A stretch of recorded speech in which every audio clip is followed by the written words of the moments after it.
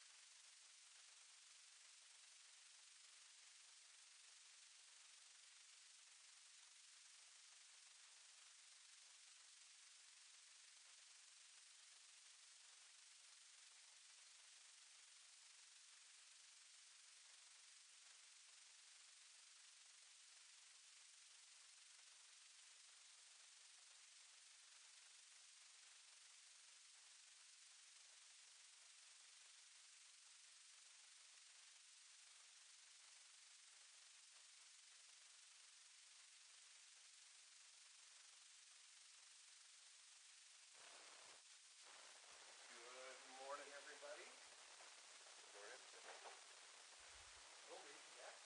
Every time I come here, I'm thinking to myself, okay, maybe this is the time that we're not going to see you.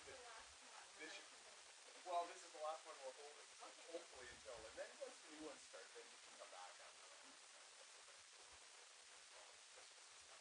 So, good morning, everybody. For me, here for me, my and what we do is Canada,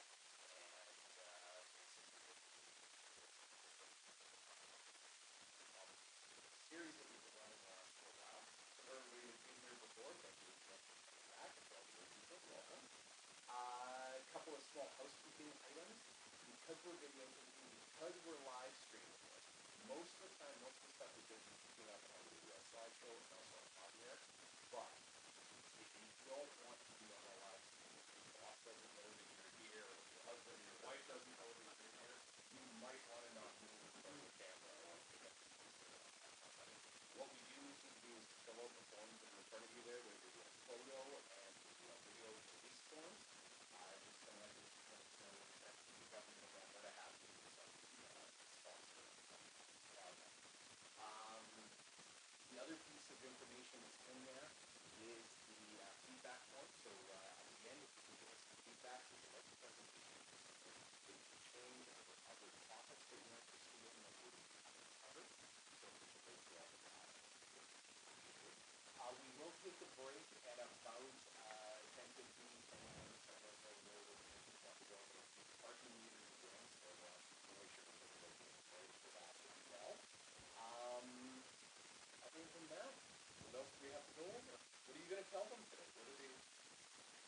huh? Yeah. Yeah, okay, we'll talk about that. Okay. So, with no further ado, if Scott's ready to go, and he is, and Javier is ready to go, and he is, Yes. that's good. Okay, so on behalf of the council, on behalf of the government of Alberta, on behalf of our partners here at the Entrepreneur Center, welcome you to the future of work is the future of everything. This is Javier. Thank you. Thank you so much. And good morning, everyone. My name is Javier Lozano. And I think this is the perfect place to be at the Entrepreneur Center today to talk about this topic. So just quickly about myself. So I call it a corporate guy who worked basically for many, many years. I have more than 30 years of experience. I'm a technologist by education. And I found myself in late 2015 thinking about what the future was going to look like when I was working on all of these new technologies that had so much potential to disrupt the marketplace, to disrupt communities. And I made a decision to take a break on 2016, and I spent 2016 talking to different companies. I live in Calgary, and I talked to different organizations across the province, and I found that very few people was thinking about the impact of this, not just for their companies, but for themselves as well. So what I've been doing in the last 3 years is I'm basically what some people would call a coach. And I'm not just a personal coach, but I'm an organizational coach as well. So I'm helping companies understand how this new world of technology is moving a lot faster than they think and is changing not just their businesses, but it's changing the way they need to see themselves, the way they need to see their employees, and they need to actually plan for the future. We are moving now to an era of abundance. And where there is abundance, there are a lot of opportunities. But at the same time, there are going to be a lot of challenges that we need to understand and make sure that we're prepared for that. I've been doing this talk across the country now. 3 years ago, when I started, nobody wanted to do it.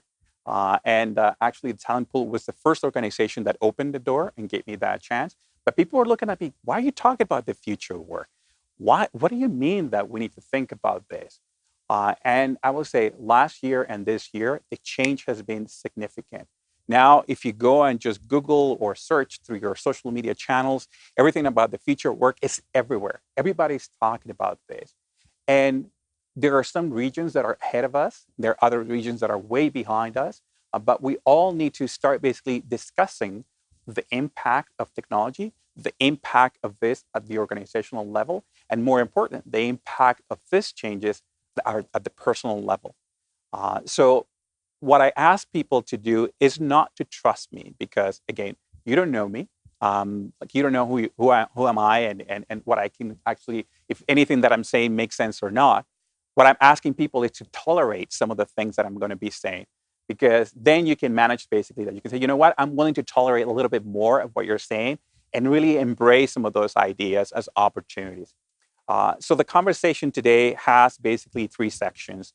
The first section, what I'm going to do is to show you a little bit of what's happening. Like what are the things that are happening out there that you might be aware of in some cases, and other cases you might not even know that those things actually exist today, or they're going to happen really quickly. I'm not a futurist, so I'm not going to talk about something that's going to happen like 5, 10 years from now. I'm going to talk about things that are either happening right now or will happen over the next year or 18 months maximum. The second part is kind of like a conversation around some of the things that we can do as individuals, but as organizations as well. So I explain what are some of the steps that we can take to prepare ourselves a little bit better and how that is going to help us individually. And that's going to help us, maybe as business owners, plan for the future. And then the third part is a little bit of a workshop and is using some of maybe the methods and techniques that are using here at the Entrepreneur Center with ATB, using basically something that is called the business model canvas, just to have a conversation and to think about a use case and how that potential use case could apply to us individually and to our companies as well. Does that make sense? Yeah. Okay. So we get used to the idea of using technology, and when it becomes natural to us, we basically refuse to let it go. Most people are willing to let go of many things today except their smartphones. And when it comes to directions, we trust a device. We trust basically either Siri or Google Maps telling us turn left or turn right, that we will trust another individual or a paper map. I used to drive across the United States, and I use basically paper maps. And you see kind of like folding pages and trying to make sense of the next section of the map and trying to understand how many kilometers or miles were between the point where I was, or I think I was, to the next one. Today, we just basically follow the directions of an artificial intelligence system that is telling us how to get to a place. And we're very comfortable with that. We don't question that anymore. We don't challenge the expertise of the knowledge of these systems. But when it comes basically to our organizations, we sometimes refuse to make changes because we think that we know best, that we know everything that needs to be known. And the reality is that the world is moving so fast and we're adding so much knowledge every day that there's a lot of guidance out there that we're not using right now. So what I want to do is to show you that there are basically new opportunities to think about this. And the reason why I describe this as a new GPS system is because in the world that we live today, working is essential, but jobs are not. My first job was as a network engineer. My job was literally to connect the computer to the wall, to connect a computer to a Wi-Fi network. Today, a kid, 5 years old, can do that, no problem, right? I used to get paid for that, right? I used to work for IBM doing that for companies. That was my first job. Today, no one will think that that is the job of the future. I don't miss my job. I moved from that job. That job basically doesn't exist anymore. And I'm sure in your case, you can find examples of things that you did in the past that are no longer there anymore. And nobody's missing them. And that's why I'm saying that working is essential, but jobs are not. Jobs will come and go. And in some cases, jobs will disappear. And that is just part of progress. So the sooner we get comfortable with the idea that maybe my job will disappear and realize that working is what I really need to think about, my approach will change. Because it's all about moving forward, not moving backwards. So I'm going to ask you to bear with me, and if you are kind enough to close your eyes and listen to this conversation for a second. Right? So I want you to close your eyes and just listen carefully to this conversation and the context and what they're doing and how this basically conversation makes you feel. So how can I help you? Hi, I'm calling to book a women's haircut for a client. I'm looking for something on May 3rd. Sure, give me 1 second. Sure, what time are you looking for around? At 12 p.m. We do not have a 12 p.m. available. The closest we have to that is a 1:15. Do you have anything between 10 a.m. and 12 p.m.? Depending on what service she would like. What service is she looking for? Just a woman's haircut for now. Okay, we have at 10 o'clock. 10 a.m. is fine. Okay, what's her first name? The first name is Lisa. Okay, perfect. So I will see Lisa at 10 o'clock on May 3rd. Okay, great. Thanks, great. Have a great day. Bye. How many of you have heard this conversation before? Have you? Yeah? So for me as a technologist, the first time that I heard this, I was watching a keynote from Google. And when it happened, I was watching it on my couch at home. I jumped out of the couch. I could not believe what I was listening to, because one of those two parties in the call is a machine, right? It's a computer. It's not human. And when you think about the level of complexity of that conversation, the interaction, the questions, the responses, you realize that it is very difficult to realize who is the machine and who is the person in that call. Who do you think, which one of you think that the machine in that call is the person making the call?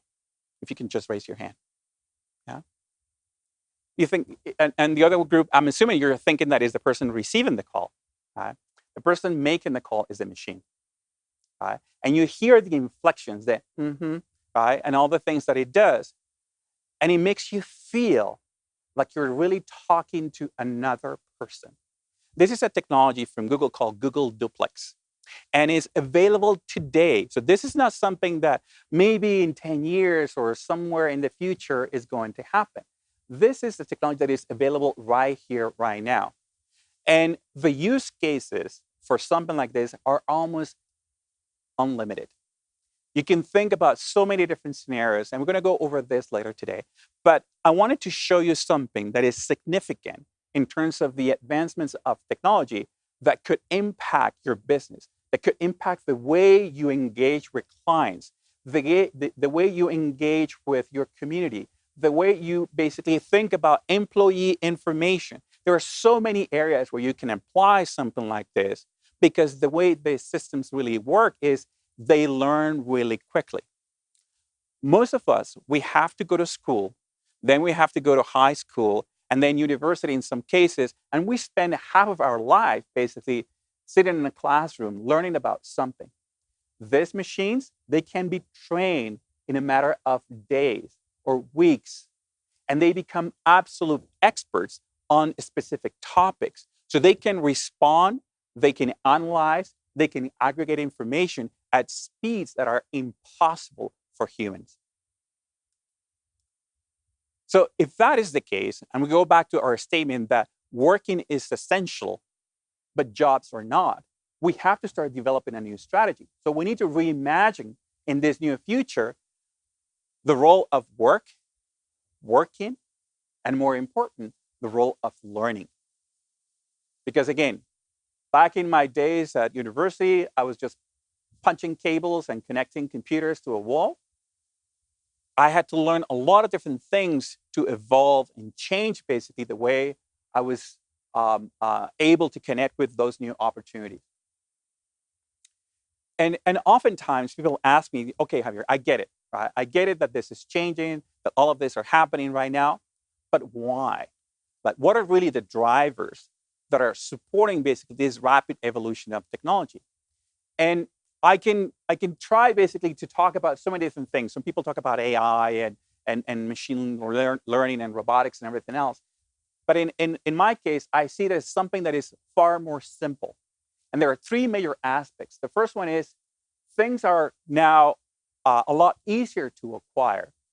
So there is almost an abundance of resources out there that makes things more affordable for individuals.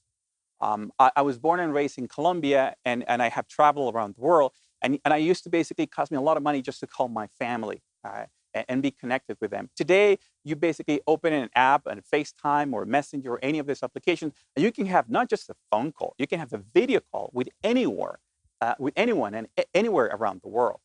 And it doesn't cost you any money, any more than what you pay for your current plan. The second part is that mass personalization, is that ability to really understand who you are at large scales. And the last one is exponential growth, and it's how fast basically things are really moving. So let me walk you through some of these examples, right? In terms of exponential growth, like we see today examples of how social media is moving a lot of messages, videos, and content every single day. And in 60 minutes, a lot of things basically get uploaded. But what I want to show you right now is a more complex area where we don't see basically things happening every day. Like with social media, we're aware of everything that is going on, at least at some level. But I'm going to show you an example of one of the most important advancements in robotics in the last basically 5 years. And this is a competition out of an organization in the US, a research organization called DARPA. And they do this competition every year. And they invite groups from all over the world. These are basically experts. These are the leading edge individuals in robotics research. And these are kind of like the Olympics for robotics. So they develop a series of tests that every robot is supposed to go through. And they say, if you complete the whole thing, you win the medal, right? And you have, I think it's like a $1 million prize or something like that for research. And they ask people to come in and participate, and they get together in California. So this is June 2015. So this is basically state of the art, the most advanced robotics, basically companies in the world going through a competition.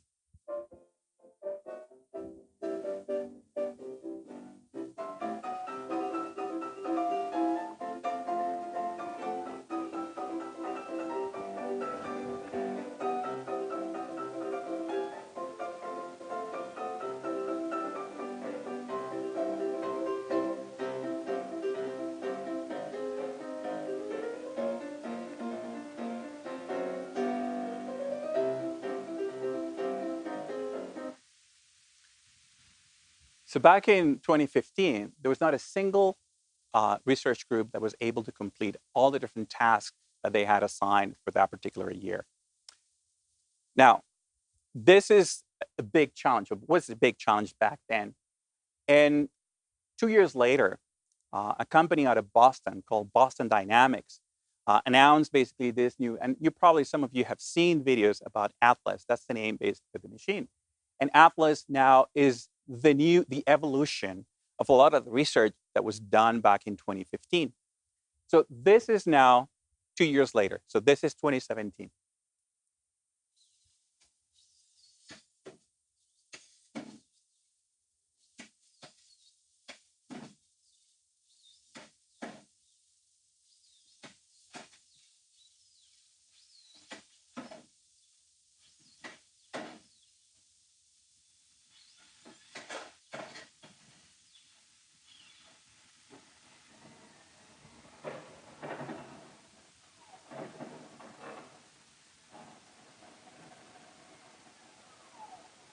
So it took them 2 years to improve from not being able to even walk autonomously to be able to do a backflip. Atlas is capable of lifting up to 320 kilograms, I believe. Right? And one of the things that people was criticizing when they saw this video for the first time was basically the range of mobility of the robot. So 1 year later, so this is now 2018, this is the beginning of this year, they released an update. Right?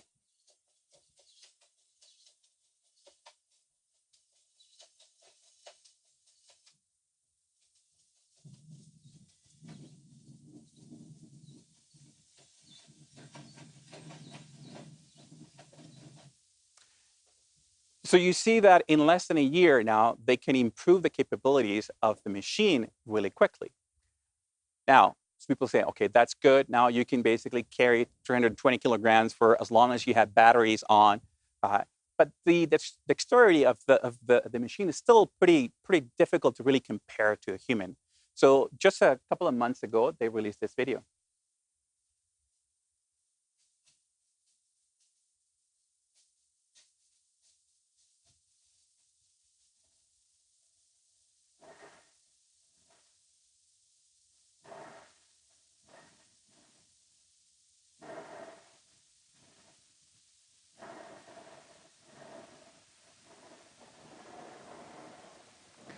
So in 3 years, they've been able to go from 0 to probably 80 or 90% of what they think they can do with this machine. Now, imagine what's going to happen in 2 more years. This machine will be able to do absolutely everything that a human can do in terms of motion, in terms of being able to carry any type of weight. Think about industries where human safety is at risk, like mining, oil and gas. There are definitely applications that are well suited for this type of machine. They'll be equipped with different type of vision. So they will be able to see infrared, they will be able to see thermal, they will be able to see all sorts of different things that for a human are impossible to perceive. They will be able to sustain under very difficult conditions, be working for as many hours as needed. They might need to come out only to recharge their batteries. They will never go on vacation, holidays. They will never get sick. And if they get sick, they can be replaced for another machine that can do exactly the same thing, not 3 months, 6 months, a year later, but just immediately. So the cycle basically of application for something like this is just getting shorter and shorter and shorter because the capabilities are increasing and the use cases are just going to basically continue evolving. It goes back to my statement. Working is essential, but jobs are not. So now is how do we help individuals that are going to be affected by something like this to understand that they will have to learn to work alongside with someone like Atlas. In the future, not so distant because you just listen to it, you will be able to have a conversation with Atlas about anything, right? Imagine the phone call now in the context of this machine. You will be able to chat with Atlas about what's going on and ask Atlas questions and a discussion. Hey, should I do this? Should I do that? Is this okay for me if I basically move equipment from this side to the other side? Is it the way to apply basically pressure on this area? Whatever it is that you're doing in the context that you're doing, you will be able to have access not just to someone that will sound like a human, that will look like a human and behave like a human, but will have access to all the information available about that particular topic. Atlas will be an expert on the job the machine is doing. Are we on the same page? Yeah. So the reason why is this important is because now we can scale a lot faster.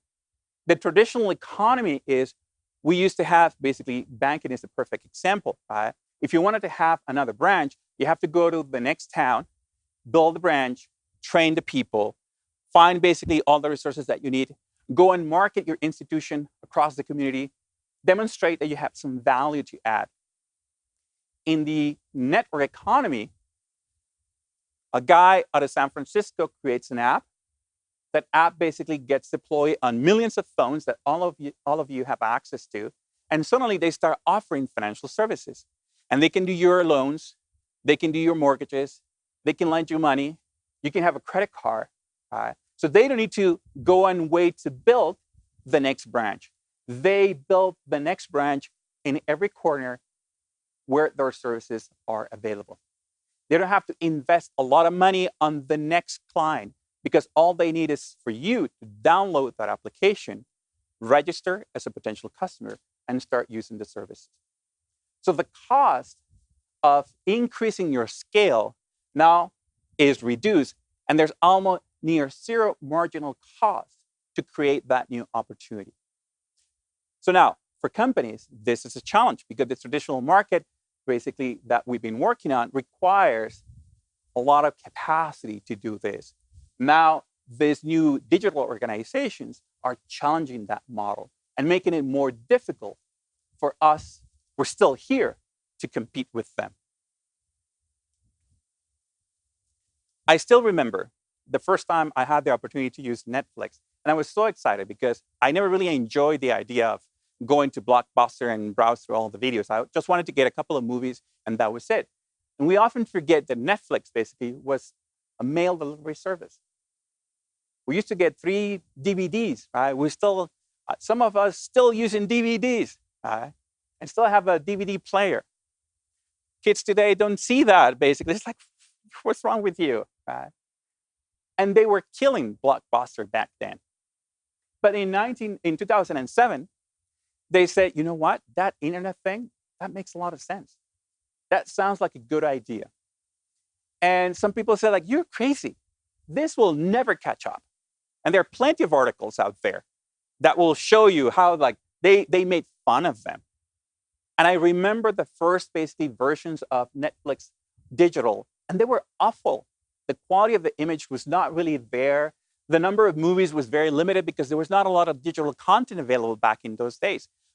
But they spent a ton of money and a ton of people basically uploading movies, right, to a server and then offering those movies on a catalog.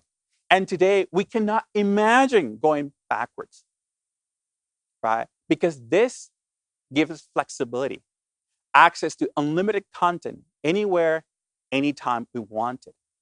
Netflix, they disrupted Blockbuster first, and then they disrupt themselves. There was no competition here. Nobody was doing this. They had no reason to go from here to here. No one was pushing their business model here. But they say, if we don't do it now and we do it first, someone else is going to come and do it. Right now, they are the most valuable company in the media industry. And it took them just 20 years to get there. And when we think about that, this is an opportunity. And Netflix was not basically a company say, I had a ton of money to do this. No, they just saw something that was available there that most of us basically had access to. And they say, how do I amplify the value of this network economy by streaming video through this new media? And this is basically what is going to happen over and over and over and over again. We are basically getting in a cycle where we need to move faster. We need to get there sooner, because if we don't do it, someone else is going to do it.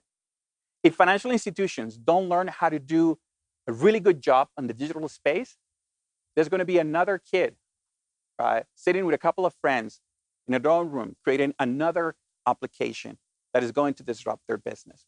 So I want to show you right now that this is not just happening with things that are digital in nature.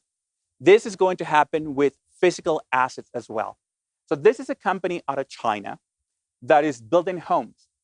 And usually building a home takes some time, right? These guys are doing it in 24 hours.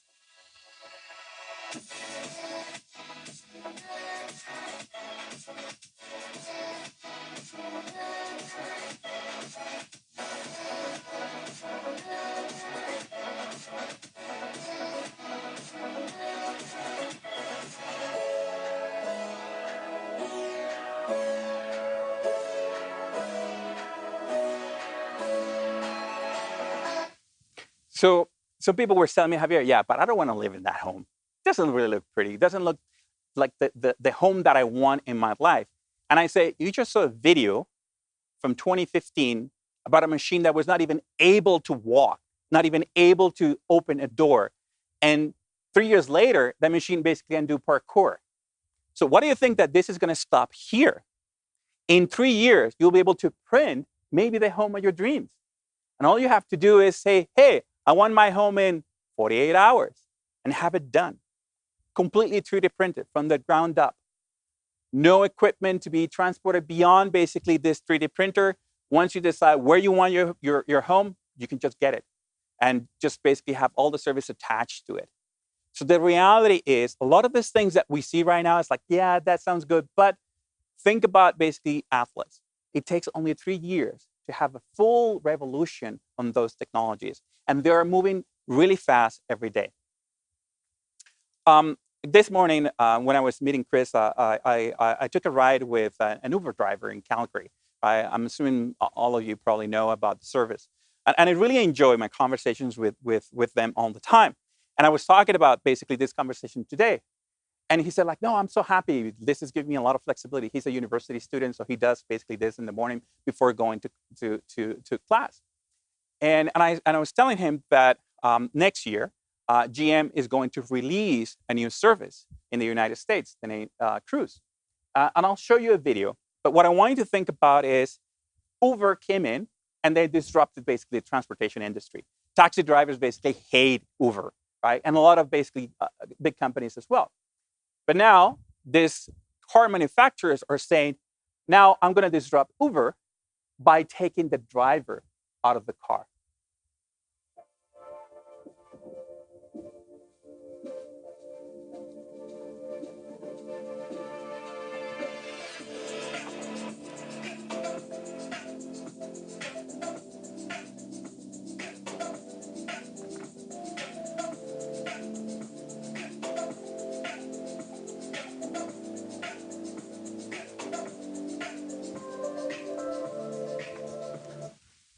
So imagine now in 3 years or 4 years or 5 years, where you're going to be able to order a car the same way you order pizza. Today, you have a small party at your house, right? Maybe it's just a couple or a family with 1 or 2 kids. So you order a medium pizza or a large pizza. And you decide what toppings basically you want on it. But there is the weekend where your extended family is coming. Maybe your your parents or your grandparents or somebody else. And suddenly you start like, oh, well, now we need 2 carts to do this. So your pizza became basically 2 mediums or 2 large pizzas. But imagine if you can say, for the weekend, I need a minivan. And just press a button and get a minivan, completely autonomous, that is coming to your door, showing up basically at 9 a.m. in the morning or 6 a.m. in the morning, whatever time you need it, being able to get in, go to the place where you want to go, say goodbye to the car. You never worry about parking or fees or anything else. Just walk out of the car, go to the place where you need to go, and the car knows that it needs to come back at 3, 4, 5 p.m. to pick you up, right, and bring you back home. If you're going out just for a weekend and all you want is a fancy luxury car, right, sports car, you can just have that car for that night and use that car to go and have a fun night, fun drive, whatever you want to do with your significant other. So the way we think about mobility is going to change, because now we don't have to own this asset anymore. We don't have to work our entire life just to get the car of our dreams. The car of our dreams will come anytime we want it, because it will be configured in the way we need it. And it's going to be a service that won't need basically a driver, right, anymore. And you don't have to worry about insurance, gas, or any of these things that we worry about today. Now, when we talk about mass personalization, Amazon is probably the king of this in the world. And there's no other company even close to them. Just to give you an idea, Amazon can change prices 2.5 million times per day. Per day. The next closest competitor is Walmart and Best Buy, who can do only 50,000 times per day. This is just getting bigger and bigger and bigger and bigger. And what Amazon is doing is not just taking what they do and applying it to retail, they're going everywhere. So I want to show you, I don't know if some of you have seen this store, like this is a store in Seattle. And Amazon Go is going to be opening about 3,000 stores across the US over the next 3 years.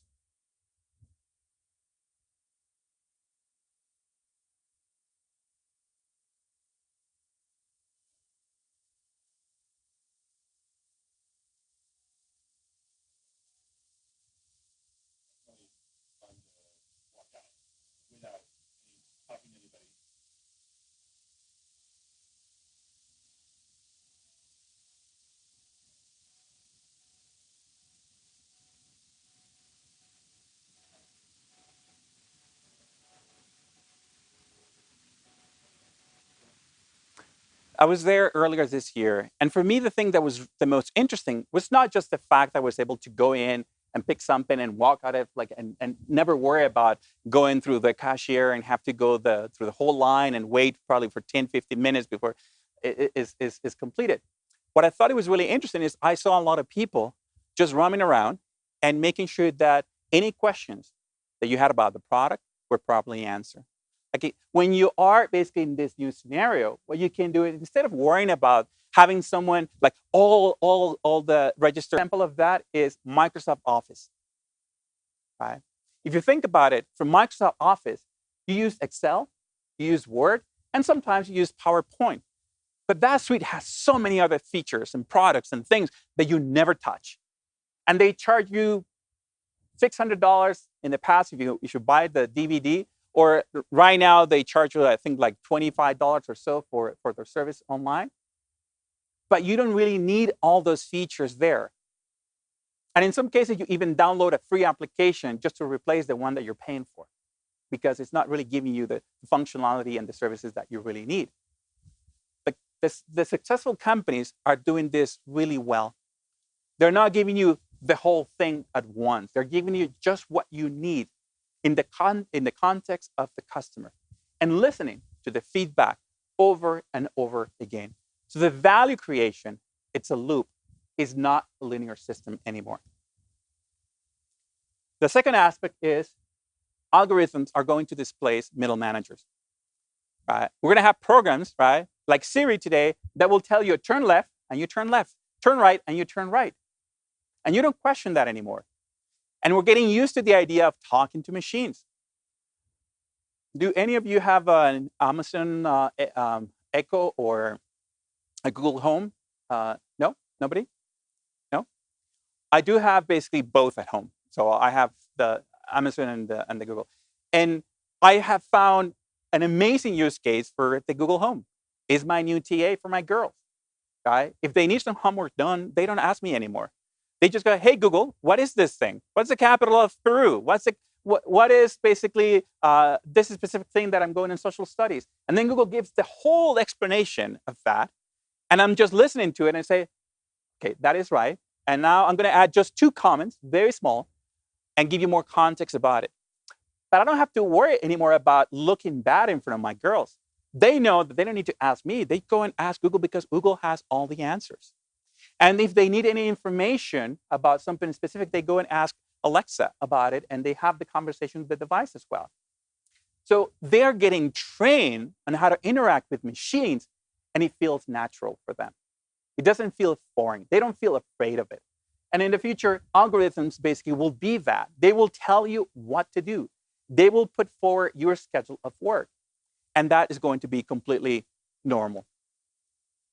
Now, if we look about jobs, the Globe and Mail did a study in 2017, and they found that over 43% of the jobs that we have today in Canada, so this is Canadian data, 43% can be fully automated.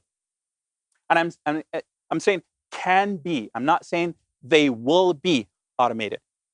But half of the jobs that we have today in our economy can be automated if we decide to do that. So the reality is we have to look at this and start planning for that future. Some of the things that I do right now won't be needed in the future, and that's okay. What I need to do is prepare myself for that future where I will learn new things that will be more valuable. Companies are moving away from hiring individuals to hire teams. Why? Because they can get more results. When we go back to the idea of being a sprinter, if you hire one individual, how long does it take for that individual to be fully competent and capable? Between 3 to 6 months, in some cases even longer, depending on the job, because that guy has to come in or gal has to come in, learn about the company, learn about the culture, learn about the politics, start building that relationship with a bunch of different people. So it takes time, and time is the problem. We don't have it anymore. But if companies hire a team, the team is already fully functional, and all you have to do is define the outcome that you need, and that team will be delivering that for you in a very short period of time. I'm working with companies right now where it used to take 6 months for them to get something done. Now we're doing it in 3 weeks. That has a huge value proposition for these companies because now they don't have to worry about, am I hiring the right individual or not? They know that they're getting the right team because it's been tested and it's been proven. And then we need a new type of leader, a leader that can really drive engagement because now we're working with a multi-generational workforce. We have the perennials, I think that's the new name, perennials. We have the millennials, we have the X's, we have the Z's. We have this very diverse and different group of people working at these new entities. And it's not longer about being the expert. Being the boss is not anymore, he or she is the person that knows the most about this. The future leader is the person that is capable of bringing people together and making sure that we have access to the right resources, that we have the right vision, and more important, we can execute really, really fast. We talk about this with the Netflix example. Being fast is the new big.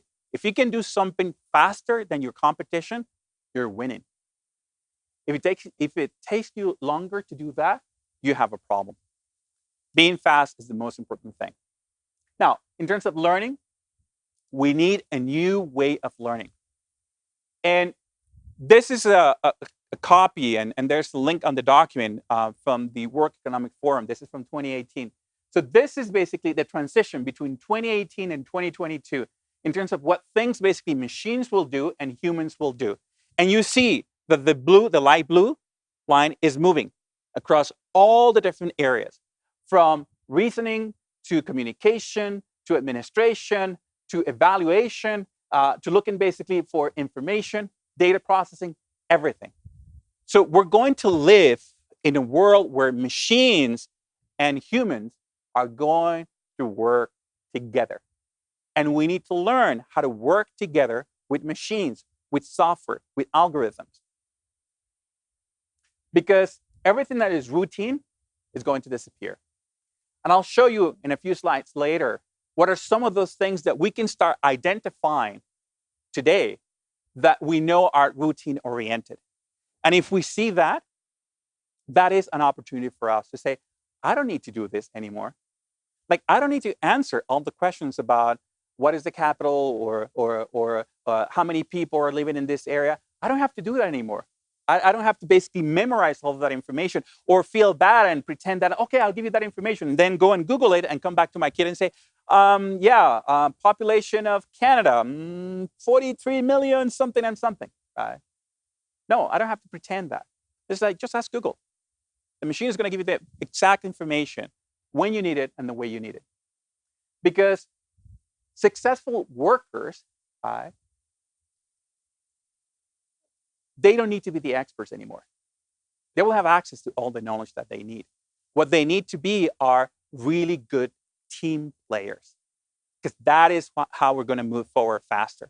They need to be able to work with machines, to work with people, and bring everybody together.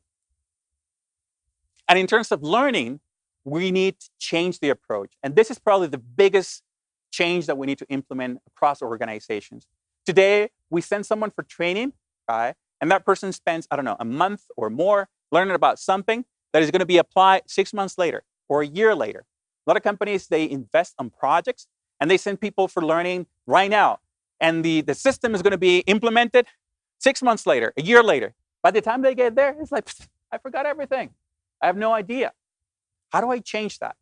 Well, one of the options is to do micro-learning. So let's say that we have a performance review upcoming. So I'm going to give you a micro-learning session on giving effective feedback to your employees. Or if you are interviewing some candidates, so let's run a session on Monday about running an unbiased interview. Or if you're basically kicking off a new project, let's talk about design thinking. How do we bring basically people together? But you don't need to send someone for training 3 months, 6 months in advance. You're giving the training the day before, the week before. So the knowledge is still fresh. And this is not a whole day session. No, this is a 15-minute, half an hour, basically. It's absolutely to the point, with the right message, with the right content for the right individual. Because what we need is more people who can remember things, who can understand and apply this knowledge really quickly.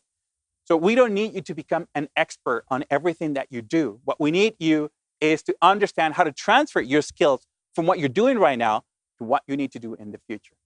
Because again, being the guy who is just connecting computers to the network, that's a job basically that is a thing of the past. I need to apply that knowledge to something new, and then to something new, and then to something new, and be able to transfer basically all that information and expertise somewhere else. So what we're seeing right now is the end of the era of the knowledge worker. We've been paying people very well because they're experts in something. The worker of the future doesn't need that. Because again, the machine is going to be the expert. The machine is going to be the one who will tell you where to look and what to look for. But the reality is, I don't like the world digital worker. What I think is we're entering a new era of the learning worker. Someone that needs to be in the learning all the time, who needs to be comfortable learning new things over and over and over again. Someone who is comfortable understanding how to make decisions, how to work with virtual teams, with people that are all over the world, that they might not see every day. I work right now, some of the people that work with me, that I never seen, I have never met. And I hire them just because I believe that they can do the work. And they have proven to be very effective. I have people working out of Halifax, New Brunswick, Vancouver Island, and they're just great individuals that I have never met, but they're part of my team. And what I want from them is their ability to learn new things more often. So this is a copy of a slide from the U.S. Department of Labor. And this is what I was talking about. When you look at the work that you do or the work that your employees do, you can start looking at what is basic, what is repetitive, and what is uniquely human. I believe you're going to get copies of this. So don't worry about writing anything down. So I just want to show you exactly what is there. You can sit down with your employees and start really thinking about this. What is unique about what we do? What is basically uniquely human? So emphasize learning here, not here, because this is going to be replaced. There's going to be a machine, a system, a software that will take care of that for you. And that's okay. You can kiss goodbye to that thing. Like, you don't need to do more inspecting equipment or analyzing data and information. The machine will do that for you. It will give you the results. What matters to you is you can basically start doing more thinking, more developing, more interpretation, basically, of that information so you can make better decisions. Because jobs basically are going to continue changing. 11 years ago, nobody had the job title of iPhone developer or Android developer. There was nobody with that title. In 10 years, who knows what's going to happen? But people, they said, you know what? I'm going to learn how to develop software for a mobile device. And I know doctors who quit their jobs as doctors because they learned how to code. And they enjoy it so much. And it was so much fun that they say, I'm going to say goodbye to my, 20-year plus career of a doctor, and I'm going to become an iPhone developer. And some people's like, that is crazy. But they're happier. They feel more connected to that new future. And there's going to be opportunities for anyone. And that's why I believe that if we learn how to learn again, sooner than later, we're going to find something that we're really passionate about. Because that is one of the biggest problems right now. People go to work, but they're not really excited about it. They hate going to work every day. They just do it because they need the money. But if we were doing something that is really meaningful, that we are connected to, it's not just that we'll make money, we'll be much happier and fulfilled. So something that I ask people is stop fighting the past, right? The past is going to basically be there forever. Do not concentrate too much energy on trying to keep the status quo. Focus on the future. Build on the new, because that's basically where opportunities really are. And when we talk about opportunities, we need to start thinking about what we do. I am a remote worker. I work 100% of the time remotely. I live downtown Calgary, and I enjoy it very much because I like to live there. But 100% of my work is somewhere else. I work in BC and Ontario and other provinces, but I live here because I like living here. And people that are doing this, they feel that they want to keep doing it forever. Now, if you're a company and you want to have access to other type of talent, it is out there. Great talent, great people that you can tap into it. They don't have to move to your communities, right, in order to be part of your organization and deliver value. Because it doesn't really matter which industry you are, what type of business you do, disruption is happening. And you have to pay attention to it. You have to start understanding. This is something we'll do during the workshop, is how do I analyze some of that information so I can be prepared to take some actions and make sure that I understand the impact of that so I'm not surprised. Because one of the things that we're doing today is we waste a lot of resources, we waste a lot of time, and we waste a lot of money on things that we don't need to do anymore. I'll give you an example. I was talking to Chris that right now, 90% of everything that I buy comes from Amazon at my household. I took basically my 2.5-hour window that I needed to go grocery shopping. Right now, it's about between 15 and 30 minutes. And it's just because I just want to have fun, right? So I go there. The only thing that I buy are fruits and vegetables. Everything else basically comes online.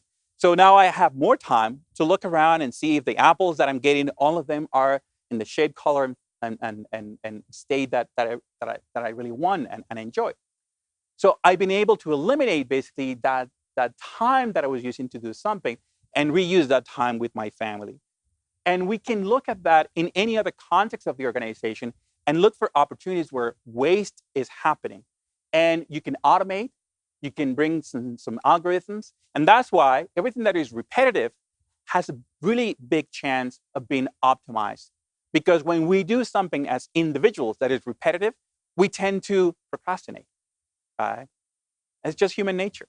Yeah, I'll do it later. Yeah, I know how to do it, so I'm just going to do it. But a machine just get it done, and it's done, right? And it's there. And if it takes a minute, it's a minute. If it takes 5 minutes, it's 5 minutes. It's not going to take 2 days. It's just going to take the exact amount of time that is needed. So we're moving now to a world where everything is decentralized. And this is probably one of the biggest change, where things are not just happening in our communities, they're happening everywhere. And this is probably the area where organizations like ATB right now are looking at and trying to build new opportunities and using technologies. And some of you might have heard about things like blockchain that basically allows you to retain the ownership of something. I'm going to give you an example. One of you, right, decides to invent something that is really cool in your industry. And then you sell that idea here locally. But then someone else, somewhere else, decides to copy that idea. And then you end up either fighting that individual or just basically embracing the fact that someone else decided to do that. Right? And that's just a fact of life. With things like blockchain, you will be able to retain basically that property forever. And you can license basically really easily your invention to anyone, anywhere around the world. So instead of having basically someone in other part of the country or the other side of the world fighting with you for that, you will make basically that license so affordable, so cheap, that for the other person is like, I don't want to do this by myself. I'm just going to use basically Javier's stuff, right? Because it's really affordable. Now, that thing multiplied millions of users and markets and everything else suddenly becomes something that will keep you basically happy for life. And that's how the future is going to work. Everything that we do, the creations that we develop in this new digital world, will be able to be transferred as assets, tangible or intangible, across the world. And you will retain the ownership of your work forever. So if we put everything together, now that we have a new way of learning, a new way of working, and a new era basically of sharing all this knowledge, what we need is the energy to do it. We need to motivate people to be more creative. How? We need to remove them from all the tasks that are low value, that are repetitive, because people don't have time. You ask someone, are you busy at work? Yeah, I'm so busy. Doing what? Repetitive work. The number one thing. I'm so busy doing the same things that I need to do every week. Instead of saying, that thing is gone, a machine is doing it, I have now 80% of my time to think about innovation, to think about new ways of doing this better, new ideas, new opportunities. Because we have people from different generations, and they have very different ways of working together. So we cannot use the same technique that we had before with the boomers for motivate them. With millennials, they're very different. The attitudes are quite different, from get the job done to just let me do it, or to I'll do my part, you do yours. So it's bringing all these people together and helping them to work in an environment that is safe, where they have the time to really get to know each other, to think about new ideas, what is going to make improvements. The other thing is, well, my dad and his dad and even myself, we want to create business value. This younger generation is all about social value. And that is a big change. Now everybody's thinking about their community, the planet, their well-being. So we need to combine those two and make sure that our organizations have those shared values. They understand that. Because the new leaders, they need to earn the respect. They need to learn basically and continue growing. They need to become basically that insider, that person that is motivating, inspiring people to do different things. And more important, they need to do meaningful work, not repetitive work, so they can be part of that winning team. I was mentioning earlier that engagement is probably the biggest challenge of companies today. They have a lot of people. Employees are there, but they don't feel really connected to the businesses. Because engagement is something that comes from within. It's intrinsic. Is, do I feel respected by my company? Do I feel valued by my company? Do I feel respected and valued by the people that I work with every day? And companies spend a ton of money on systems that are supposed to help them with this, but not enough time really working on all the drivers that will change that behavior because they are too busy with repetitive work. They're too busy doing the things that they do every day exactly the same way. Technology is not the enemy, and some people are very afraid of it. Technology has created more jobs than it has destroyed in the entire history of humanity, and it's not going to be different in the future. Even though some of the things that I shared today might sound scary and might make you feel like, oh, well, wait a second, that is not exactly what I want to hear.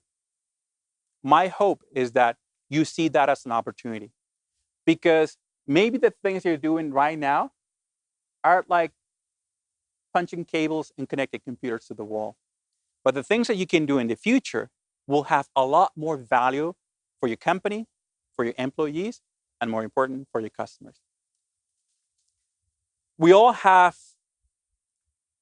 Agent Smith and Neo inside. I hope most of you have seen The Matrix. All of us are always fighting, right, with this idea of who I want to be and who I could be. And the purpose of this conversation is about reimagining yourself. It's about thinking about the possibilities for the future. A job doesn't define who you are, only what you do. Right? And if we have to reimagine ourselves and reimagine our companies, we can start today. I want to close with this video. I hope most of you have seen The Jetsons, right? The Jetsons was a series created in the 60s because they wanted to see the future. They wanted to imagine how the future will look like. So what I'm going to show you is a steel manufacturing company. And I want to give you that in advance. So this is a company that produces steel. And they're using this video to promote inside their organization the idea of reimagining themselves. So this is the Jetsons in 2018.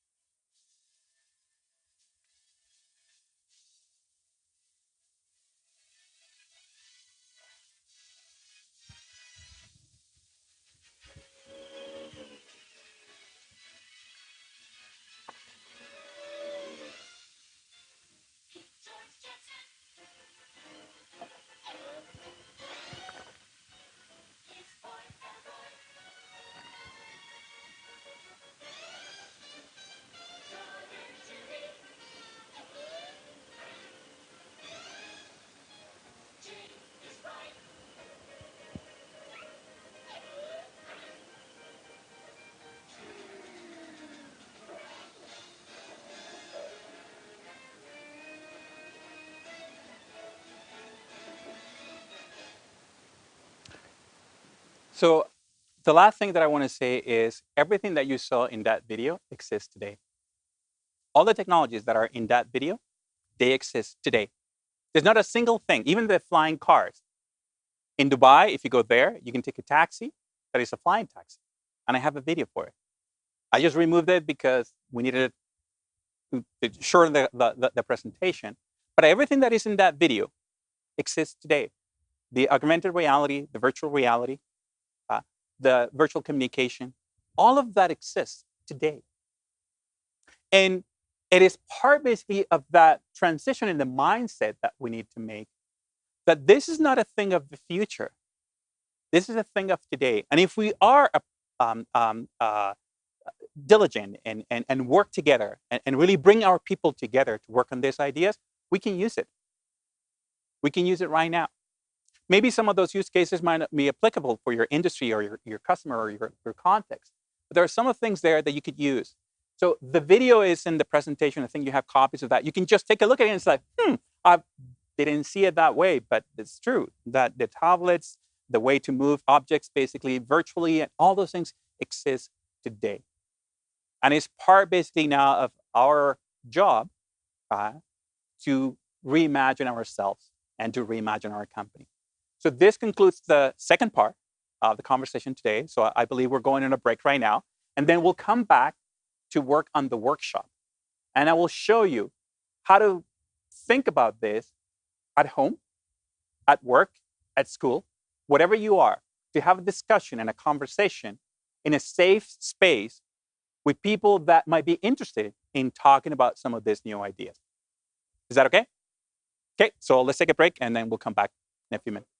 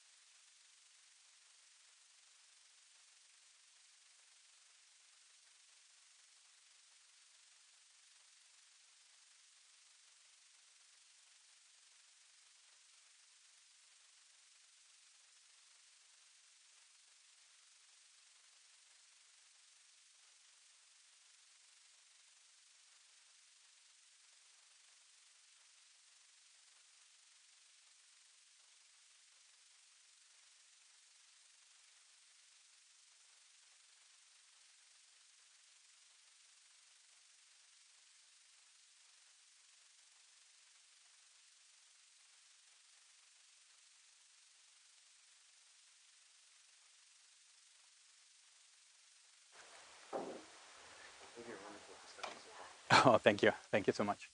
So I think we're ready to go back on the second part. So you know what I'm going to do. So we have 3 and 4. I think we're fine. I think we're going to keep the 3 people in this group over there, and we have the group of 4 here. So we're going to work on something that I've been using. So this is a very compressed version of an exercise that I do with my clients. And the idea is to have a conversation more than anything. I'm not looking for perfect solutions or perfect ideas. What I want you is to really think about yourself and think about your organization. So this is one of my favorite on the internet. On the internet, nobody knows you're a dog, right? And we see that every day. And the reality is that we can be anything on the internet, and we can be anyone. And we can look at that both ways, as a positive thing and as a negative thing. So today, what we're going to do is try to think about this in a very positive way. Because if I have the opportunity to be anything or anyone, I can reimagine myself in any way, shape, or form I want. So what I want to do right now is to show you an example. So at the beginning of the session today, we listened to that talk on Google Duplex. Now I want to show you a video of a use case. So now this is not the abstract view of the application when you just listening to the voices of people. This is the way actually is working right now. Next month, I believe, you're going to see more and more phone manufacturers coming out and say, now I support this. Right now, I think it's only available on Pixel, on Google Pixel, and the new one. But this is going to be a thing happening more often and faster than we anticipate. And I mean, I anticipate it. Like this is moving really fast. So I want to show you an example, and then I'll tell you exactly what we want to do with this. Is that okay?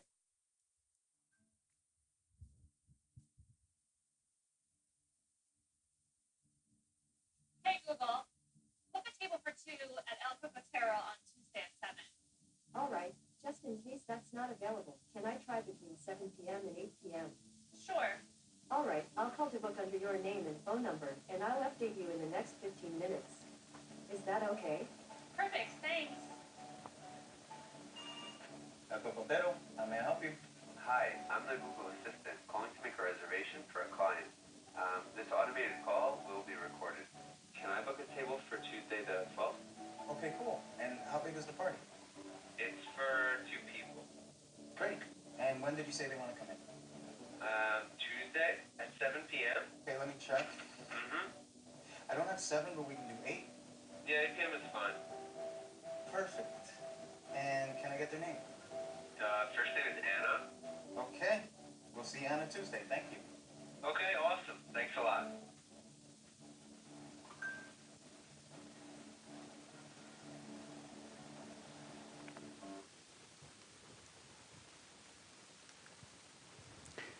So this is the way we're going to start basically engaging with machines on a more regular basis. It's not enough just to talk about directions. We're going to start basically doing this with everyday routines. Everything that is that can be automated probably is going to be deployed through one of those intelligent systems. Think about scheduling a doctor appointment. Think about basically movie tickets, going to a game, like everything that requires basically a back and forth in a conversation or an interaction with the system, right, will be happening. I could ask basically Google in the future and say, I want to go to Colombia, but I want to go when the tickets are $700 each for the entire family. Because if I go right now, I could pay $2,000 for this ticket. So buy me the tickets, the best day of the year, and make sure that includes this dates and this range and everything else, so I can maximize basically the value of my trip. And I will say it once, And this thing will do that search every single day, every single minute on every single site available while I'm basically doing whatever I want with my life. Right? So as a consumer of this technology, the value is huge. But now think about this as a company that now I have clients, I have employees that could actually benefit from this. So if I'm an employee and I want to book my vacation, right? I want basically to talk to this system and say, hey, HR system, I want to book my vacation on December 15th until January 5th. Do you think that's okay? Right? And the system will go and check every single team member's vacation schedule, make sure that everybody is in the right schedule, that I have all the approvals, that I have the time. And then once it's done and you say, yeah, this makes a lot of sense, we'll send a note or a message or a text message to my manager saying, hey, Javier wants to go on vacation these days. We check everything looks good. Could you approve this? One click and you're done. Then you get a text message saying, it's all good. And you don't have to worry about the forums, the discussions, the conversations. Maybe in your companies, you might not have this issue, but it's just an example of things that could happen with an employee where you don't need to worry anymore about having maybe someone doing this inside the company, where an intelligent system can do that for you. So I want to use a tool today called the Business Model Canvas. And this is basically, this tool can be used in many different ways. But in this case, I'm going to use it from the business perspective. And it's going to help us understand the impact of these conversational systems in our organization. So now what I want you to do is take the position, you are the business owner. And we're going to look at this from different angles. So we have two groups right now. So I'm going to ask, let's do 1, 2, 3, and 4. Right? So one group is going to do 1 and 2, and the other group is going to do 3 and 4. And we're going to use, I believe you have a copy of this document in front of you. I believe it's on your materials. Yes, I see. Perfect. It's a big page. And what I want you to do is think about impact. So the context is just impact. Don't think about benefits. Don't think about opportunities right now. This is the part 1 of this exercise. So all we want to look at is what is the potential impact for my organization. So I want this group to kind of come together and have that discussion, and this group can do it here at this table. And this is the context. So what is the impact of this platform in terms of the programs that I offer, the people, the processes, and the culture of my organization? So what I want are top 3 on your area. So let's do this. So this group over here, you guys, basically, you're going to do in terms of key activities, key resources, and value proposition. So what will be the impact of this conversational platforms in your organization from the activities that you do? How do you think this could change the resources that you have right now and the value proposition that you offer for your organization? And then the group here on the table in terms of the customer relationship and the channels. Because now let's assume that if you have 80% of your customer interactions basically right now over the phone, and you're paying for a call center, how that something like this is going to affect basically that channel. Or if you're using a lot of email to send all this information and could be automated through something like this. So you don't have to send this emails and emails anymore, but you can change that. So let's look at the impact, how basically conversational platforms will affect your programs, your resources, the structure of the organization. How do you basically impact the way you capture feedback, and how basically that affects your culture and your people in the context of customer relationship channels, value proposition, key activities, and resources. Are we clear? Are we clear over here? So you guys are 1 and 2. This group over here, the 3 of you are 1 and 2. And then the 4 of you are 3 and 4. Right? So just have a conversation. I'm going to give you 10 minutes. And what I want are top 3. So you can have the conversation, but I only need the top 3 things. You can write 5, 6, 10, doesn't really matter. But all I need is for you to agree in the top 3 things that you feel are going to create an impact from your organization. You don't need to share, they don't need to be equal. It could be just your point of view from your company, but everybody else should feel that, yeah, this is really significant. Is that okay? Does that make sense? Yeah? Any questions over here? No? Are we good? Yeah? So, okay. So 10 minutes.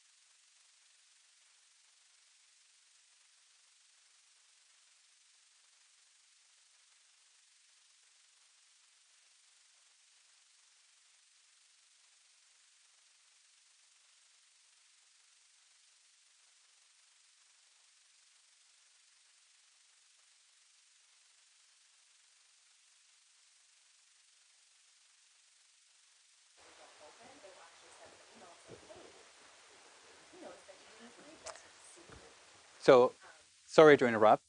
My apologies. So we're back. So 10 minutes. So I hope that this gave you the opportunity first to get to know each other if that didn't happen earlier, um, and have some discussions about this. As I said, like usually we spend almost half a day just going through this exercise of understanding basically the impact, and we go through every single area of the business model canvas, and people come up and put their ideas. We try to refine basically what is really happening in a particular organization. So this is very tailored to one company when it's happening. But the idea is you can repeat this, and you have basically the templates. You have all the information on the USB drives, and my hope is that you can use this over and over and over again because it's just one page. And because it's just one page, it's not a lot of work, it's not a lot of effort, and it's basically just about having a discussion. So what I would like to hear from you is like some of those things that you found through the conversations that you feel could have an impact in your organization or your community based on the conversational platform technology that we saw today. So why don't we start with this group? Who wants to share? We thought that we could drastically reduce customer wait times Yeah. because it's a computer system. You have more qualifications. You guys are, it's amazing. That was one of the things that I didn't say, but I was hoping someone will pick up it. An agent like this, let's say today you have a big opening and you're expecting, I don't know, 100 customers or 1,000 or 1,000,000, right? You can have 1,000,000 of those agents just like that, right? And the response time, instead of going into, oh, thank you for your call, we'll get back to you in 3 minutes. It will be just like you pick up the phone, you dial, and you're in. Because you can scale this 1,000,000 agents if that is what you need. And then an hour later, you're back to 2 or 1 or whatever number basically makes sense for you. You didn't have to hire people. You didn't have to fire people.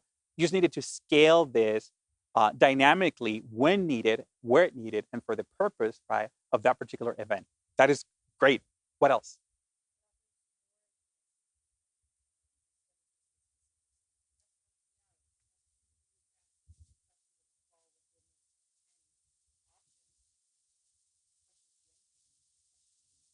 Yeah. So one of the biggest opportunities is that your access to knowledge basically becomes an opportunity because you can tap into other sources of information and connect basically more data sources that the system basically just is able quickly to go and search. You can even ask, so what is the weather over there? And immediately like Google comes back and it's there. The answer is like, oh, the temperature today is blah, blah, blah, blah, and we expect to see rain and or snow, whatever it is, without even have to leave the conversation or say, hey, just give me a second now. I'm going to search for that. It's all happening basically in real time. Anything else?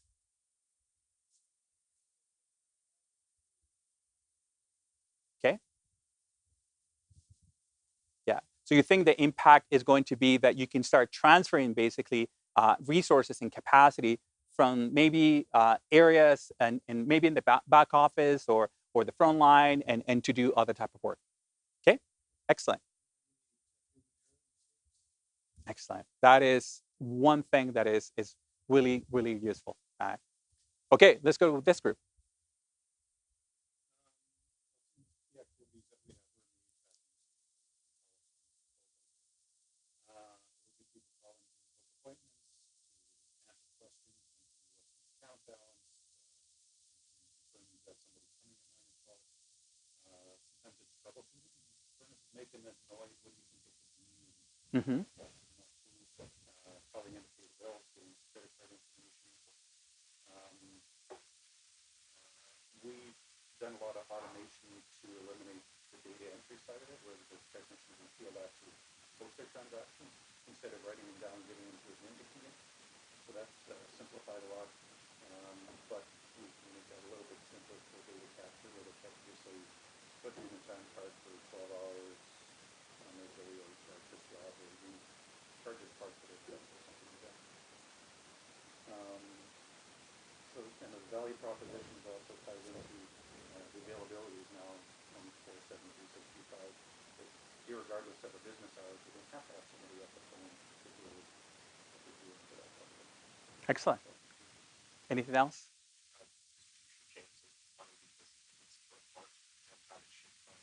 The next day, instead of contacting us and having information from the store, Yeah. I'm saying we're fully circumvented, but in some cases you are, and there's a markup, so distribution can be weird. Yeah. I'd be terrified if I was a wholesaler. Limited lifetime That's a great point. And this is where, as you get deeper into this conversation, you start identifying some of those areas where the disruption is going to happen really quickly. So you can start preparing yourself for, okay, so if this person or this organization, the distributor, is not going to be there in the future, how do I manage this? What are the things that I need to do in preparation for that moment? You might still need to work with them for a year or two, who knows? But if you start kind of like planning for this, when that happens and you see that the other side is ready to take basically those orders directly, you're not basically have to wait 6 months or a year before getting ready to that. You can just make the switch and you're there. So you're not losing basically that opportunity. And that's part of the impact that we want basically to see now rather than reacting to it. We want basically to be prepared for. Okay, so that is great. So one of the things that through these discussions I've seen over and over and over again that people have mentioned multiple times. One of the biggest areas of impact is customer satisfaction, right? And is the fact that now you're talking to an entity that will never be angry with you, that will never be disrespectful to you, that will never basically look down to you, that could even, in some cases, speak a different language. Because remember, right now we're just talking about an agent that speaks in English, but if I detect, right, if I'm this intelligent system and I detect that, that word maybe, you say, hey, Mr. Lozano, do you speak Spanish? Right? And I say, absolutely, claro que sí. Right? And it's like, oh, yo también, right? And then you change the immediately how basically that moment will make that person feel. It's absolutely incredible when that happens because the engagement grows immediately, right? And you get a lot more positive responses from someone that even though it might be having a problem, now feels that there's someone on the other side that can understand how they feel in their context, in their language. So there are a lot of possibilities. So this opportunity to really change the dynamic on an engagement on a phone call, right, is really, truly revolutionary. Absolutely. Absolutely. Yes. Yeah. Yeah. Yeah. Yeah. Yeah.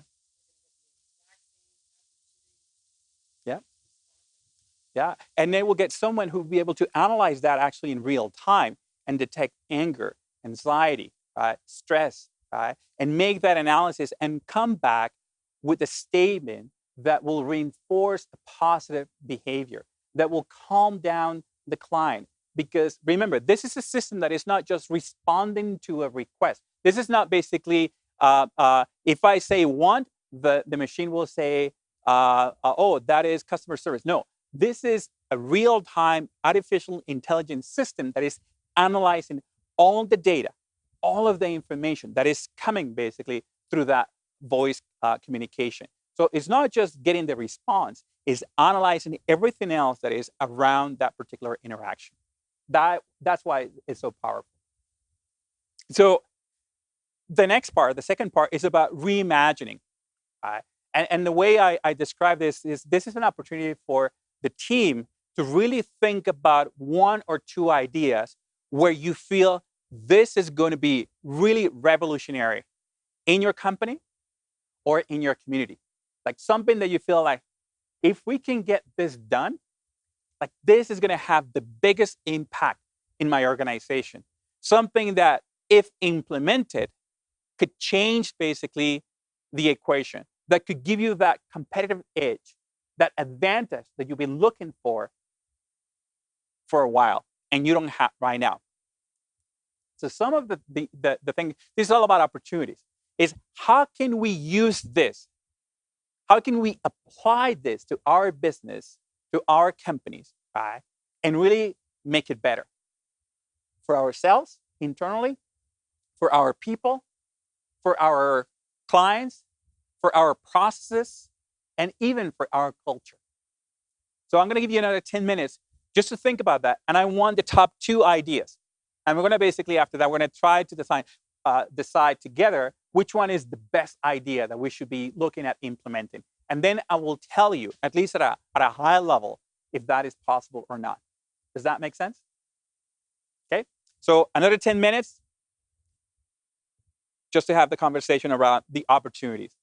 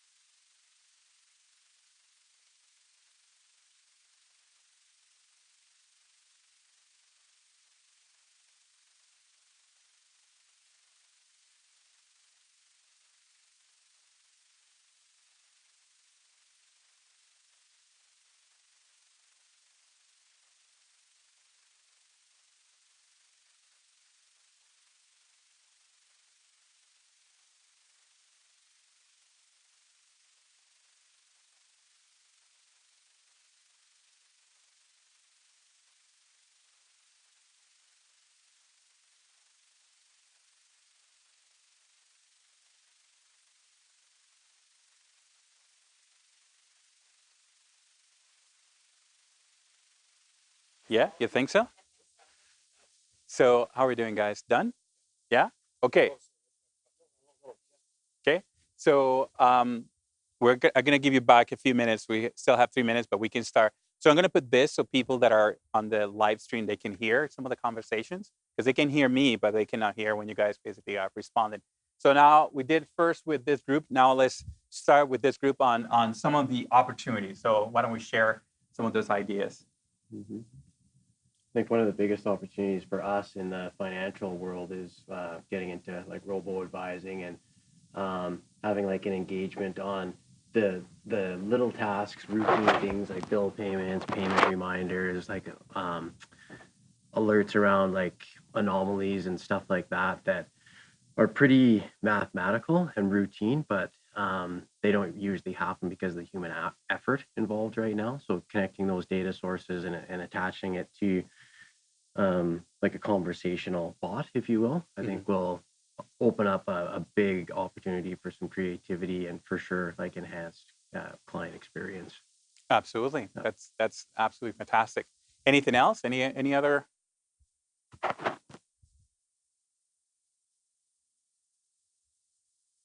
Trying to think of all the conversations we kind of branched off into. Yeah.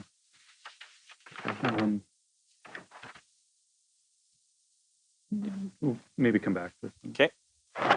Okay. So now let's hear from this group. See what else came up.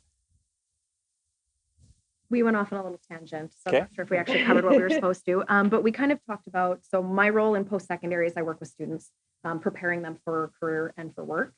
And just looking at the pace of change of post-secondary, it's scary, it's sad, it's dismal. It takes 3 years to approve a new program. By that time, it's all old. It's not innovative anymore. So it's how do we get government, higher level executives on board to shift and change faster? Because if technology moves at this pace and we're training students for jobs that don't exist, or training them for jobs that won't exist, we are not doing our job. I absolutely agree. I've been fortunate to be part of some of the advisory groups with other educational institutions, and that is the biggest challenge, is how do I restructure a program that was built basically for a different generation. We've been using the same structure since the Industrial Revolution. Now the digital revolution is quite different. And again, things like conversational interfaces, what they do is they can actually educate a lot of people. So one of the opportunities that I see is to use things like this to do more community outreach and engagement. Is how do you build basically a person, a virtual entity that you can have a discussion, and you can ask questions and go through all the motions and say, oh, okay, I get it. Now, tell me where I need to go, right? If it's a meeting to vote or something. So you'll have the opportunity to do things like that. So you can use things like this in advance of like prepping people for some meetings, during the meetings or after the meetings, just to follow up with people and making sure that they actually are okay or they're happy with the decisions that were made. Any other use cases? No? No. Well, I'm going to share one that someone gave me that I thought it was very interesting, and it's 911, right? So one of the things that happens all the time when you're calling under stress is that you forget everything, right? You don't even know where you are, right? What is your street number? I don't know. Where do you live? I don't know. What's happening right now? I don't really know. So imagine basically if you have 911 call, right? And as soon as the line is open and you get this agent, the agent is like, what's your situation? It goes through the key questions, right? And as soon as they get the answer, they don't need to ask where you are because they might know already through the system, and they just confirm, are you located at this place? Because they already have access to your location, either through your phone or through your landline, depending on the IID and things like that. So they don't need to ask a lot of questions. They know by the number, they can just go and check on your phone records and confirm your name, your address, postal code, like everything that they need. And they can start basically accelerating a lot of the key questions that they need to go through in order to expedite the process. They know if they need to if they need to send a tactical team, if it's domestic violence, they can immediately shift the engagement, the right unit with the right people. They can incorporate other people in the call immediately. So they say, okay, well, I'm doing this right now, but I'm going to bring someone from this other area and call another person and bring them in the call and have that really, really quickly. And I thought that was a really good idea. I thought it was a really clever way to use basically something like this, because when we're under stress, when we are under pressure, that makes a difference between life and death. Right? And part of this is that this type of units can have access to so many data sources and so many, they have so many resources that is almost impossible to think that there's something they cannot connect to or engage if it's needed. So I encourage you just to keep thinking about this, because this is an opportunity to reimagine a lot of the things that we do on a daily basis. If you're, let's say, on a post-secondary education, there's a lot of emphasis right now on mental health, right? And it's how do we reach the people really quickly with the right information at the right time, so we have enough time to respond to their needs. And if they just tap on a number, right, or an app, and immediately they get someone on the other line that they can talk to, that has that level of empathy and information and knowledge, and can start really relating to them, right, and give them that comfort or advice that they need at that particular moment, that could be a huge difference between someone that is going to do something that probably could put their life at risk, or someone that is so afraid of having a conversation just because he or she are not talking, right, to the right people at the right time. So there are a lot of use cases where, depending on where we are, as we go through this, and that's why, as I said, like this is usually takes like half a day, because you need to fine tune, right, your brain and your behaviors and kind of get in the mood for something like this. This is like going on a date. You start kind of like, let's go with the appetizer, then you go into the main course, and then you go into the dessert, right? Because you need to go through all the different phases in order to say, okay, I get it. I know exactly, and I feel good about it, and I get it, and I understand exactly what I need to do and how we engage on this thing. So my hope is that you can actually use this tool at home, that you can do it at work, that you can do it with your friends. If you just want to have a chat about this, you don't need to use the template, but you can ask questions that are related to what the template basically is offering you, and really go through the motions. I was mentioning earlier, the more you do this with people that you trust, the more comfortable you will be exploring any other technologies.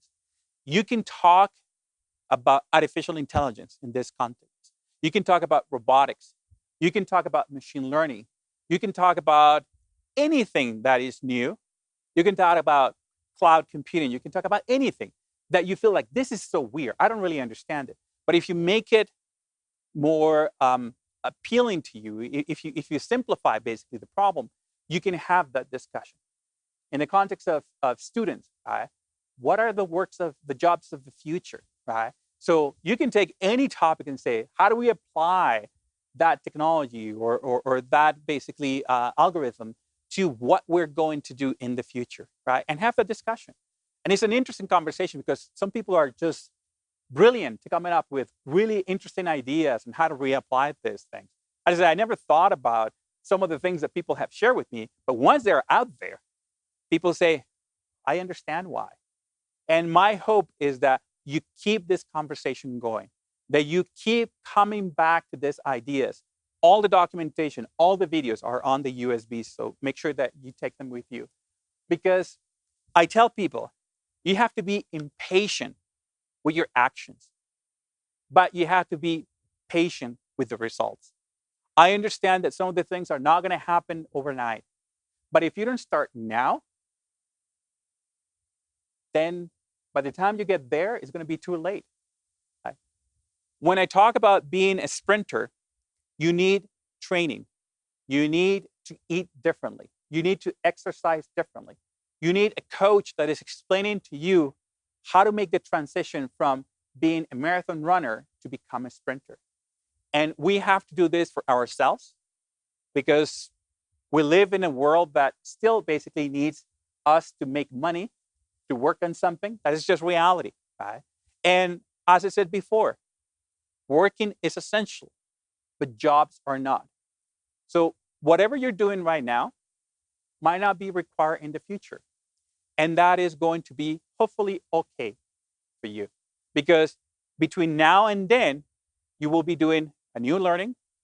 You will be identifying what are those new opportunities that will be available, and you will learn how to transfer your current skills to those potential jobs in the future.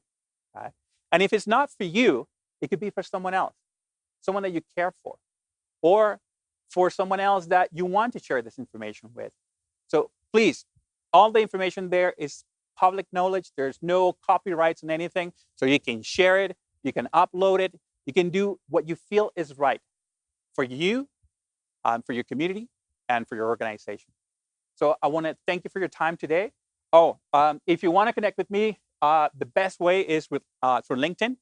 I stopped using email. I use email only for scheduled meetings because for me, email is the devil. And I like the conversations that I get on LinkedIn. And then you get to know more about things that I work on, the projects that I'm engaged with, and I get to know more about you as well, because that is a place where you get to share a lot more information about who you are and what you're interested in, and you get to see a lot more of your network. And I have a fairly large network as well, so more than happy to continue this conversation over there. So I hope this was a good use of your time. I really appreciate you coming here. I believe there are some surveys on the table that you might want to fill. Let me know if there's something that you feel, Javier, I think you should do more of this or less of that. Please let me know. Like this is your time, is your opportunity. My hope is that I can continue doing this around the country and around the world. And if Chris gives me the opportunity to come back, I'll be more than happy to come back and see basically where we are right now and maybe do a follow-up in the future. So thank you for your time, and I hope all of you have a wonderful morning. So we got a couple of minutes before we wrap up. So all Javier's here, you got time for 3 fights. We'll just bring and go at it here for a couple of minutes. So if you want to have time for a discussion, feel free to go ahead. Or if you have something to this conversation or something like that, take time to go as well. So I guess we'll open it up first of all for general questions and general comments if there's any. And then if not, I'll let them loose and we can talk each one individually. I want to share kind of some of our experience. We're in the trades industry, and it's very typical that people write out their time cards, hand it to them in person to key in. They'll write out their purchase orders, hand it to somebody else, all that stuff. And that's always been the accepted status of things. We've weeded a lot of that out, where a technician, as soon as they sign out of our electronic schedule board, that posts their time card for them automatically. And it gets rid of that human error side of things. And what really dawned on us once we got this all implemented is it makes no sense to throw somebody into the middle of the chain of gathering the information. The whole data entry position that we all come to accept and maybe are employed as makes no sense in the process. That if they can capture that information at its earliest point, you don't need to throw somebody in there. I know it's liken it to, if people don't think that makes sense, well then throw a second or third admin person and let's make a chain of it. And at some point you say, yeah, that doesn't make sense. Why would we want to do it? Well, why take an admin person who wasn't even on the job site and bring them into the process and do that? So once we automated our time cards, that saved 4 to 8 man hours a day that now could be redirected for other stuff. Our technicians create their purchase orders on their device. They sign in and out of their documents. So we don't have wrong job numbers anymore. We don't have to go back and say, well, your time card's 8.5 hours, but it doesn't add up. Or you picked the wrong work order, stuff like that. So it took a lot of that inherent error out of the process. And it allowed us to not have to replace somebody that left us. So we didn't go and all of a sudden fire all admin staff. We didn't have to hire one anymore. So that was like a $50,000 a year savings. And as we get bigger and scalable, we don't have to keep hiring more admin staff to do things that inefficient way.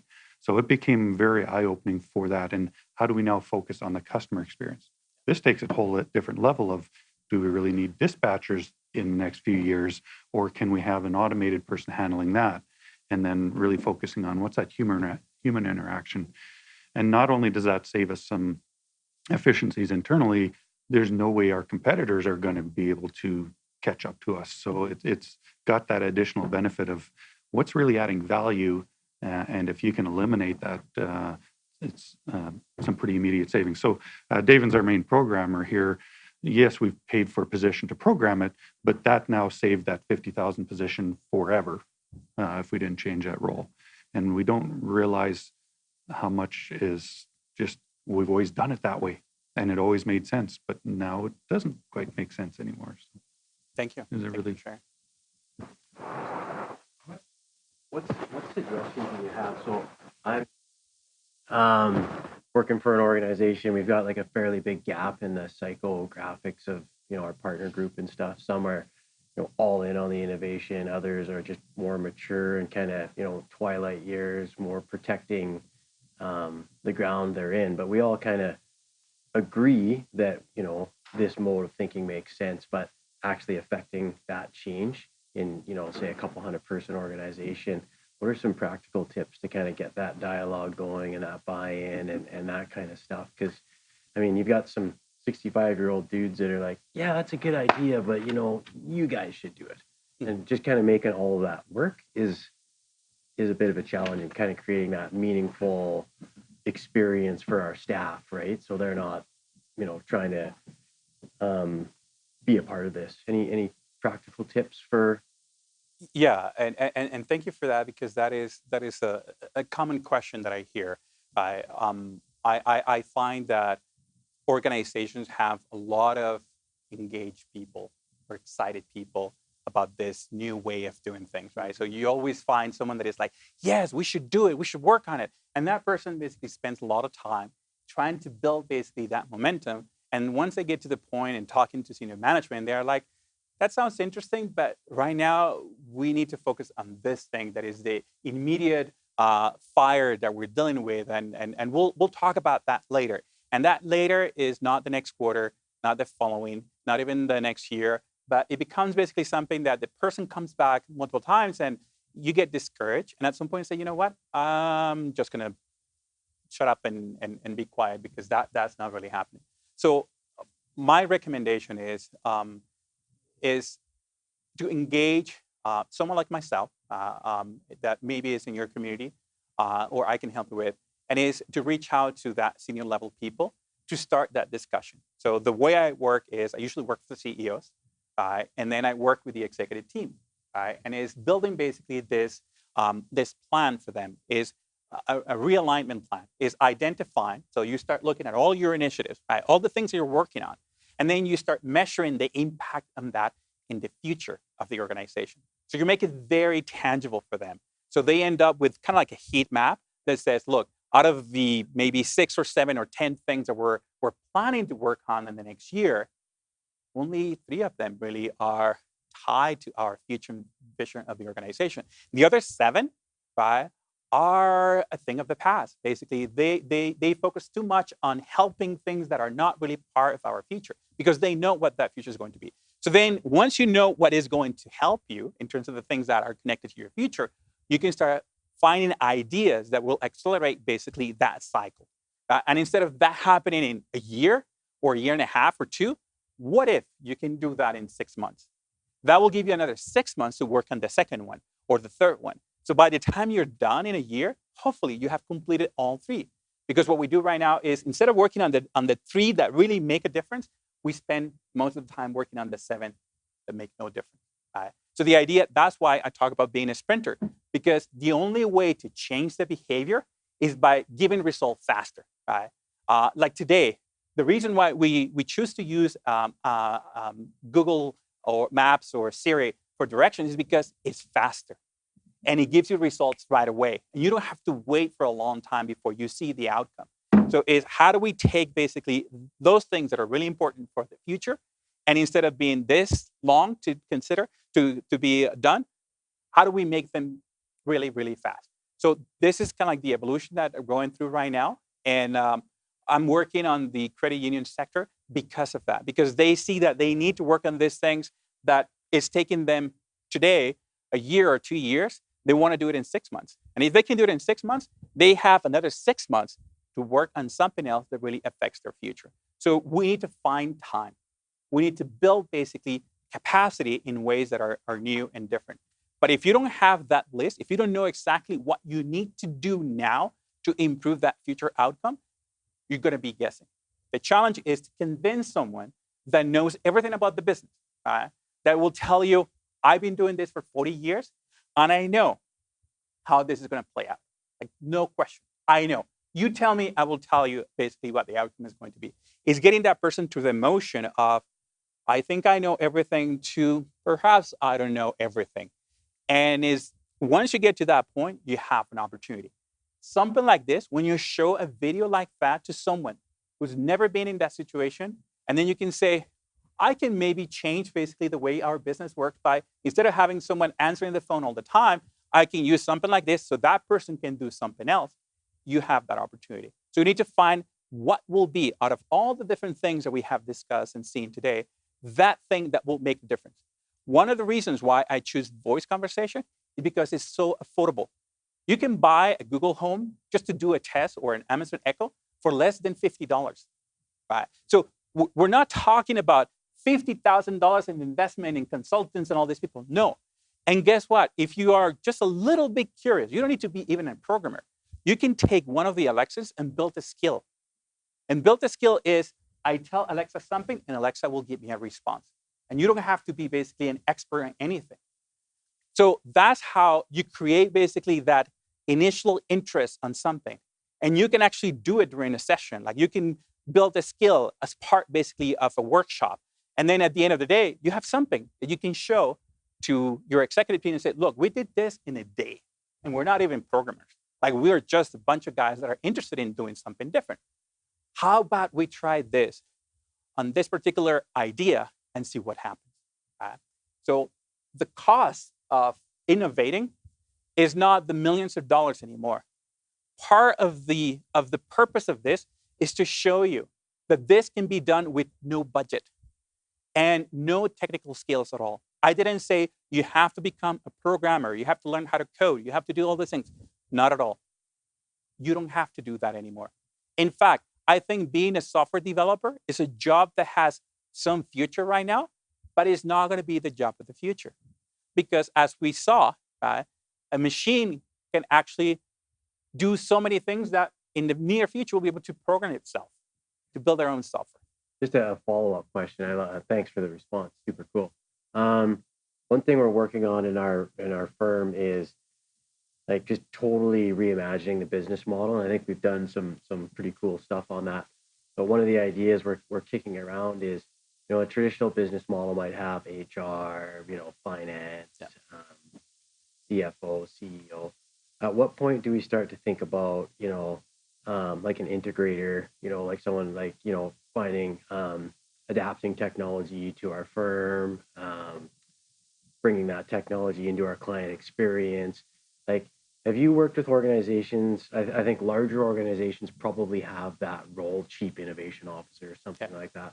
What about the everyday firms? Maybe a 1 to 500 person organization. What kind of business models or restructuring should they think about? So there are three things, and so you can focus on the core, you can focus on partners, or you can focus on innovation. Innovation is not. I'm not a fan of having a chief innovation officer, because unless you can change the behaviors of the company, that person is going to fail over and over again. And I've seen so many of them that they get hired, big salaries, they give them a couple of people, right? And they spend 3 years and they spend $10 million. And at the end of the year, the 3 years, they have nothing to really show, because that's not how innovation really works. Innovation is something that comes from the people that are closest to the problem, right? You cannot just think about innovation as something that you can buy and deploy, right? It's something that you learn basically from the people that are really closest to the problem. My recommendation to companies, especially in the 100 to 200 people, is just find within your staff people that are interested in this and build basically a workshop and then come up with some new ideas and find not the biggest problem, find the smallest problem that you can solve really quickly where you can have an impact. Because then that's going to give you this chance to do the next one. And then you go to the mid-range, and then you go to the higher mid-range to the point that in the future, you will be able to tackle that big problem. But if you just bring a group of people and say, we're going to have basically just a workshop on design thinking, and we're going to come up with some ideas on how to solve this. And those might be no tech at all. They're just things that the organization can do and innovate, right, that are just a bit different from what we're doing right now. And just measure the impact of that. The thing that I ask people is, don't just do things for the sake of doing new things. Find a way to track the impact of that. Measure it with data, even if it's just Excel spreadsheet and just a pie chart. I did it like 4 different times. I couldn't get it. That's amazing. And make sure that is there, that people can see it. And I tell, don't go for the biggest problem. Go for the low-hanging fruit. Find people in your organization that are interested in doing those things and build it from the ground up. By the time it is ready and it's solid, the management team will say, now I'm going to give you someone who can come and work with you and make this more sustainable. Someone that is not just coming with ideas on how to make everything better, that doesn't really understand what's going on, but someone that will be more of an engagement leader, not really a manager, but an engagement leader that will keep that team together and will grow that team and will give that team the opportunity to really showcase what they can do. So I talk about innovation, basically grassroots innovation. That is far more sustainable because that demonstrates, more important to the executive team, that they have a team that they cannot let go. If you have basically that in your organization, you're ahead of most companies, because that is the way to really make it grow and sustainable and really get the results that you're looking for. Okay. Cool. Anyone else? All good? You're here? Good? Okay. Well, thank you so much.